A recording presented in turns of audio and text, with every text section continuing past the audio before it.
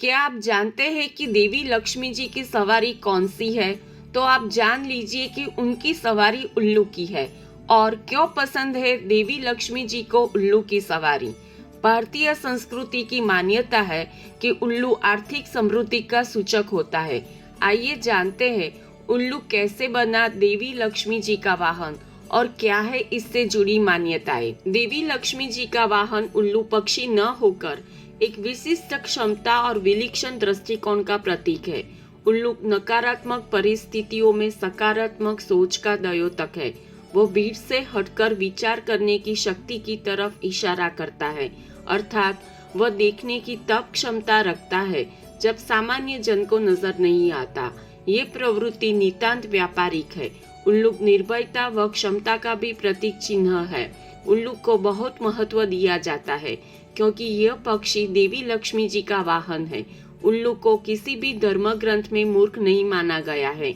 लिंग पुराण में कहा गया है कि नारद मुनि ने मानसरोवर वासी उल्लूक से संगीत शिक्षा ग्रहण करने के लिए उपदेश लिया था।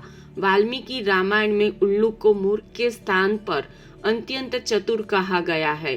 भगवान श्री राम जब रावण को मारने में सफल नहीं हो पाते, उसी समय उनके पास रावण का भाई विभीषण आता है। तब सुग्रीव राम से कहते हैं कि उन्हें शत्रु की उल्लूक चतुराई से बचकर रहना चाहिए। ऋषियों ने गहरे अवलोकन तथा समझ के बाद ही उल्लूक को देवी लक्ष्मी जी का वाहन बताया था। उन्हें मालूम था कि पाश्चात्य संस्कृति ने भी उल्लू को विवेकशील माना है।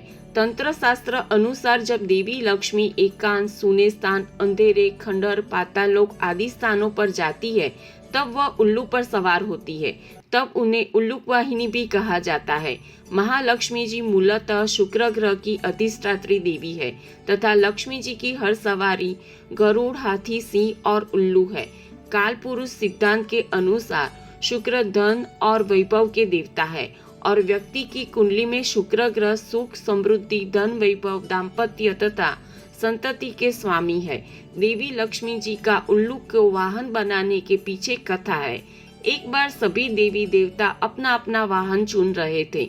जब देवी लक्ष्मी जी की बारी आई तो वो सोचने लगी किसे अपना वाहन चुने।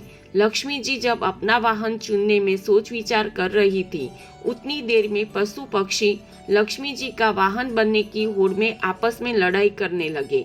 इस पर लक्ष्मी जी ने उन्हें चुप कराया और कहा कि प्रत्येक वर्ष आसो मास कृष्ण पक्ष की 13 के दिन मैं पृथ्वी पर विचरण करने आती हूँ।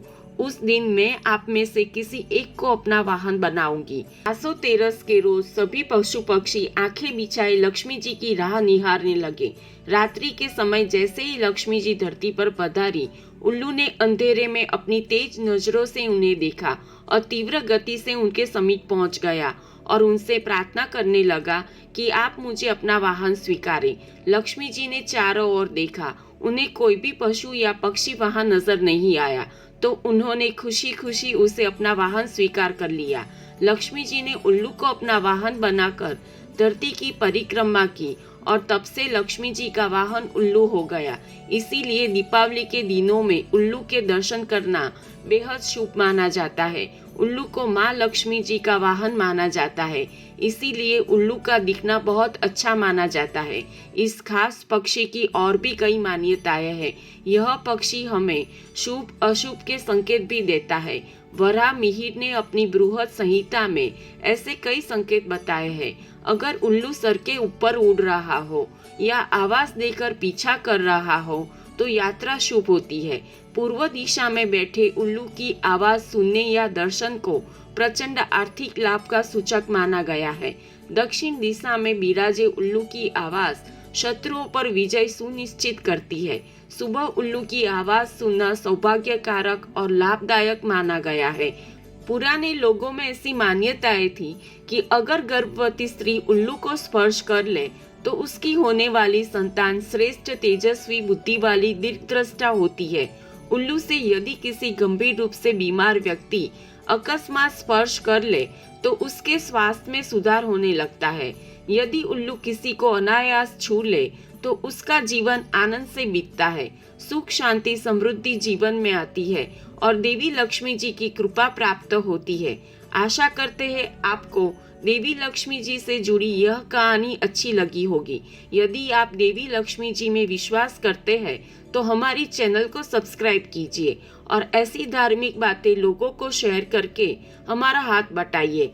कहानी अच्छी लगी हो तो लाइक ज़रूर कीजिए। धन्यवाद।